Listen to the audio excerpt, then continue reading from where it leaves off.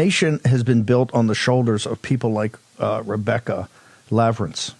The mom, the boys play college baseball. The girls are all in the sports. She's a godly woman, and you could tell from her understanding of the Old Testament and the New Testament, her depth of knowledge and commitment in praying to God for guidance. That's what this country is built upon. That's what this country is built upon. That's what they're trying to destroy. This is what Wallace and these guys, the false white gospel, right? You're the font of all evil. And you heard the Republican operative on at the start of the show saying, it's about race. Not about race at all. White rural rage has nothing to do with that at all. You're the people, and our coalition is bringing on minorities and other ethnicities and religions every day. It's expanding. That's why they're freaking out. They can't close with the same lies to the same coalition they've always had. They couldn't do it in 16. They didn't do it in 20. They can't do it in 2024. So now what they have to do is they have to use lawfare. They have to scare you. They have to break the lawyers.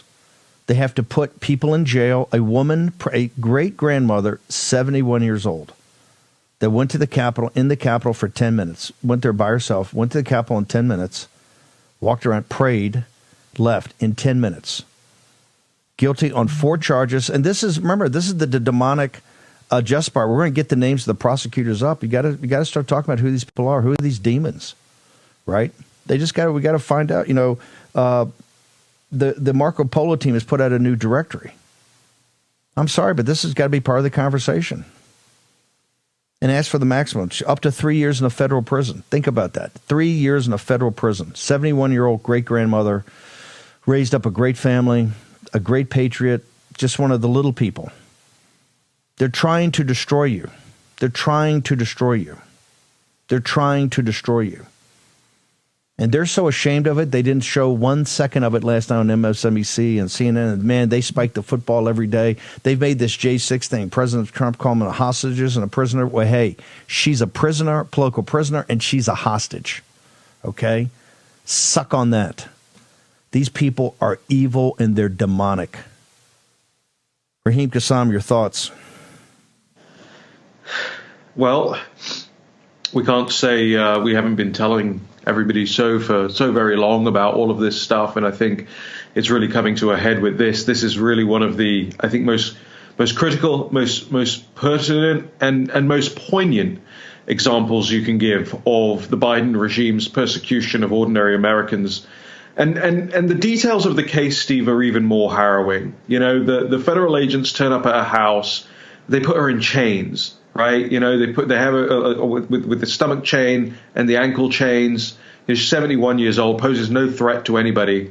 Is absolutely making a scene of it. Is absolutely making an unnecessary example of her in this regard. But to come back on something that we were talking about in the last segment, in the last hour, who doesn't want to make an example of it is the mainstream media, is the corporate media. They understand in their hearts that this is, as you said, a jumping of the shark moment, as if there weren't enough already, right? And you want to talk about the J6 committee, who was in charge of that? A man who used to give his succor and support to violent supremacist black nationalist groups. You look at the people who are on that thing. You look at what Karl Rove is saying out there yesterday about these people, how they should be in jail. Karl Rove should be in jail, frankly, for the war crimes that he helped facilitate. But nobody wants to talk about that.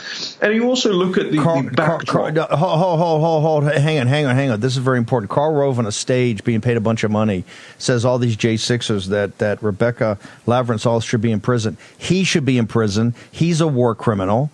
For the war criminals in the Bush regime, including old man Cheney, Bush himself, they lied to the American people from the beginning. All the dead in Iraq, the blood is on their hands. And I call the dead in Iraq the U.S. soldiers, the troops, the contractors, and the Iraqi people. That's scumbag, and they knew they were lying. Here's the thing. They knew they were lying at the time. He's complete human scum. And he's saying these J6 people, these people are patriots, and they are political prisoners, and they are hostages. Raheem. Steve, I think it goes even further than that. The dead in Iraq is one thing, the millions upon millions that there were. You think about the $5 trillion that was spent fighting those wars on Karl Rove and the Bushies' behalves. You think of the knock-on effects, the domino effects from all of that, the economic effects. You think about the pillaging of Middle America as a result. You think about the outsourcing that's happened as a result. You think about, the lack of investment, inward investment into the United States as a result has necessarily led to everything, all the economic carnage that you're seeing taking place right now. That is why they're doing it. It's why they feel like they have to do it.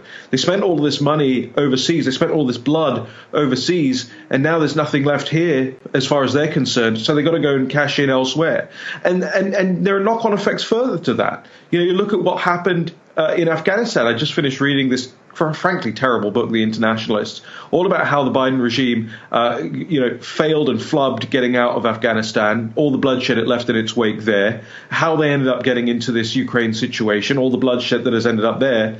And, I think you can trace a direct line back to Karl Rove and all of those people and the Douglas Feiths and the George Bushes and all of those guys around back then who are now sitting up on stages, like you say, paid for their time to opine on ordinary people who decided, hey, God's talking to me about going to the Capitol and saying some prayers quietly in the Capitol building, the public building, the United States Capitol, a building, by the way, for the ladies and gentlemen out there that have never been.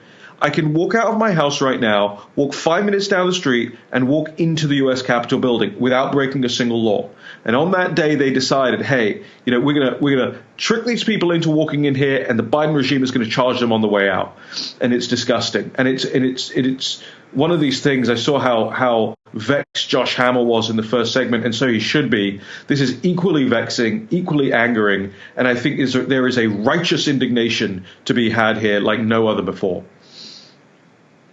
Raheem, I don't have time. I want to do I'm going to send everybody National Pulse, see your story on The Rock, but I want to try to get you back on tomorrow because I want to play the video and I want you to talk about it because it's quite profound, actually, what's happening there. But where do people go on National Pulse to get your story on the great-grandmother and this amazing analytical piece you have on The Rock?